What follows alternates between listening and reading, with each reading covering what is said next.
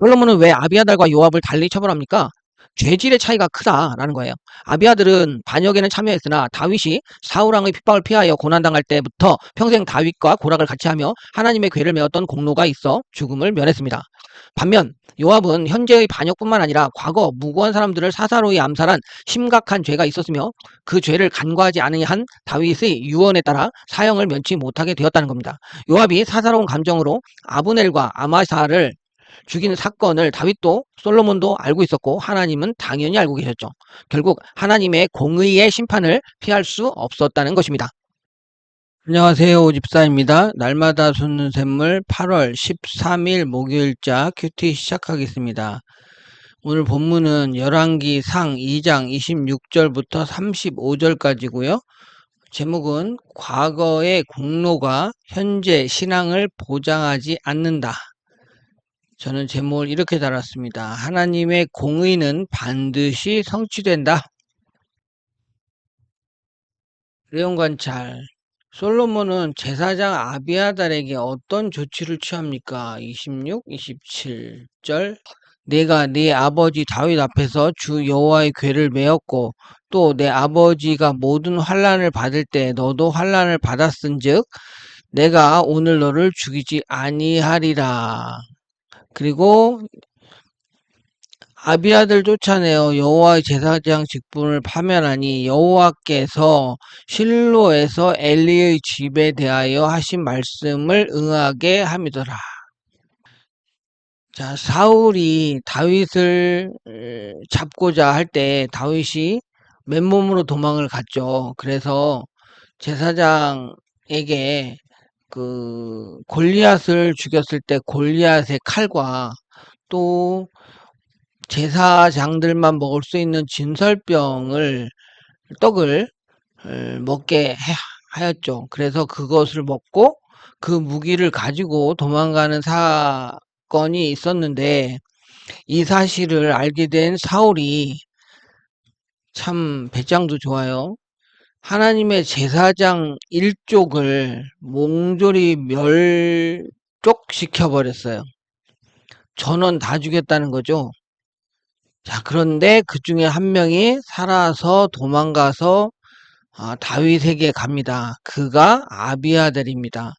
그런데 27절에 실로에서 엘리의 집에 대하여 하신 말씀을 응하게 함이더라. 이 얘기는 엘리가 그의 아들들이 하나님 앞에 범죄한다는 사실을 알고 있었죠. 홈니와 비느하스. 그런데 엘리가 그들을 제지하지 않았어요. 그래서 하나님을 멸시하고 하나님의 성전을 더럽히는 그런 행위들을 하였음에도 불구하고 그냥 방치함으로 인해서 엘리의 집이 하나님의 저주를 받고 너희 피가 아무도 살아있지 못하게 혈족이 아무도 살아있지 못하게 만들어 놓겠다. 이렇게 하나님이 사무엘을 통해서 선포하시는 사건이 있었어요. 자, 이걸로 인해서 그 마지막 남았던 엘리 집안의 아비알달조차도 제사장 직분을 잃게 되었어요. 그래서 이 일로 인해서 한 명도 남지 않고 제사장 집안에서 다 떨어져 나가는 그 하나님의 말씀이 성취되는 순간입니다. 솔로몬은 요압을 어떻게 하라고 명령합니까?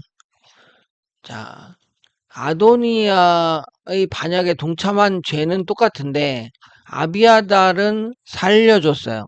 그런데 요압은 죽였죠. 그 죽인 이유는 어떤 사람이 솔로몬 왕에게 아뢰되 요압이 여호와의 장막으로 도망하여 제단 곁에 있나이다. 자, 지금 앞에 아비아달이 그렇게 해서 살아났던 모습을 보고 자기도 살 방법을 찾기 위해서 비슷한 방법을 썼는데 솔로몬이 아비아달은 살려줬지만 요압은 살려주지 않았어요. 그 이유는 뭐냐면 요압이 까닭 없이 흘린 피를 나와 내 아버지 집에서 네가 제하리라. 자, 그가 자기보다 의롭고 선한 두 사람을 쳤으니 곧 이스라엘 군사령관 넬의 아들 아브넬과 유다 군사령관 예델의 아들 아마샤를 칼로 죽였습니다. 여기에서 긴 이야기를 할 수는 없지만 두 사람 다 사실은 그렇게 좋은 사람들은 아니에요. 그런데 이 사람들을 죽인 게 왜 문제가 되냐면 다윗이 전쟁 영웅이기는 하지만 그냥 살생을 즐기는 그런 사람이 아니고 하나님의 명분을 가지고 전쟁을 감당했던 하나님의 이름으로 싸웠던 전사였죠. 그래서 명분 없는 이유 없이 하는 살생을 저지르는 그런 사람이 아니었어요. 그래서 이 두 사람은 의롭지는 않더라도 이 두 사람이 전쟁을 통하지 않고 다윗에게 세력을 몰아주려고 했던 사람들이었어요. 그런데 그 사람들을 요압이 다윗의 허락도 받지도 않고 죽여버렸죠. 그 사실을 다윗도 알고 솔로몬도 알았어요. 당연히 하나님도 알았겠죠. 그래서 요압이 명분 없이 사사로운 살생을 하였고 그로 인해서 그는 죽임을 당하게 된 겁니다. 솔로몬은 왜 아비아달과 요압을 달리 처벌합니까? 죄질의 차이가 크다라는 거예요. 아비아들은 반역에는 참여했으나 다윗이 사울왕의 핍박을 피하여 고난당할 때부터 평생 다윗과 고락을 같이 하며 하나님의 궤를 메웠던 공로가 있어 죽음을 면했습니다. 반면 요압은 현재의 반역뿐만 아니라 과거 무고한 사람들을 사사로이 암살한 심각한 죄가 있었으며 그 죄를 간과하지 않은 한 다윗의 유언에 따라 사형을 면치 못하게 되었다는 겁니다. 요압이 사사로운 감정으로 아브넬과 아마사를 죽인 사건을 다윗도 솔로몬도 알고 있었고 하나님은 당연히 알고 계셨죠. 결국 하나님의 공의의 심판을 피할 수 없었다는 것입니다. 느낀 점, 한때 충성스럽게 섬겼던 사람들도 죄로 인하여 파면되거나 죽임당하는 모습을 보며 무엇을 느낍니까? 과거의 공로가 현재의 악행을 정당화시켜 줄 수는 없다. 다윗의 헌신과 공로에도 불구하고 자신의 충성스러운 부하를 죽이고 그의 아내와 간통한 사건은 비록 하나님의 용서를 받기는 했지만 그 벌은 면하지 못했던 것처럼 하나님은 벌까지 면해 주시는 분은 아니다라고 선포를 하고 계세요. 출애굽기 34장 7절에 보면 인자를 천대까지 베풀며 악과 과실과 죄를 용서하리라. 죄를 용서해 주겠대요. 조건이 되면. 그러나 벌을 면제하지는 아니하고 아버지의 악행을 자손 3, 4대까지 보응하리라. 자, 그 악행이 아버지 때로 끝나는 게 아니라 자손까지 이어지게 만들겠다.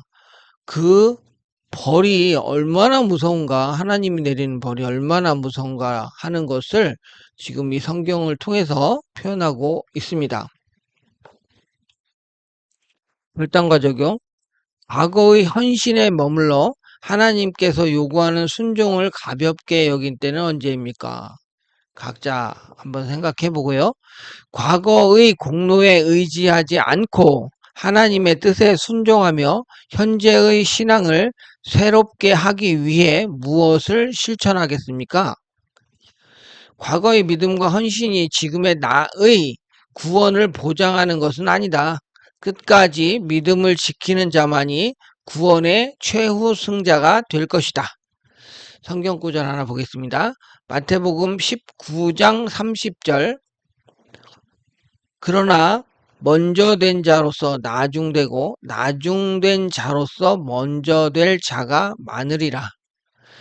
내가 과거에 헌신했고 나는 예수를 이미 믿는 사람이고 그랬으니까 나는 교회도 잘 다니고 헌금도 잘 내고 또 그리스도인으로서 크게 흠잡을 바 없어. 그러니까 나는 이제 구원 받았고 나는 안심해도 돼. 이렇게 생각하면 오해다. 그랬다가는 나중에 과거의 나의 믿음과 헌신이 나의 구원을 보장하지 못한다는 사실을 절대 잊고 살면 안 될 것입니다. 아멘.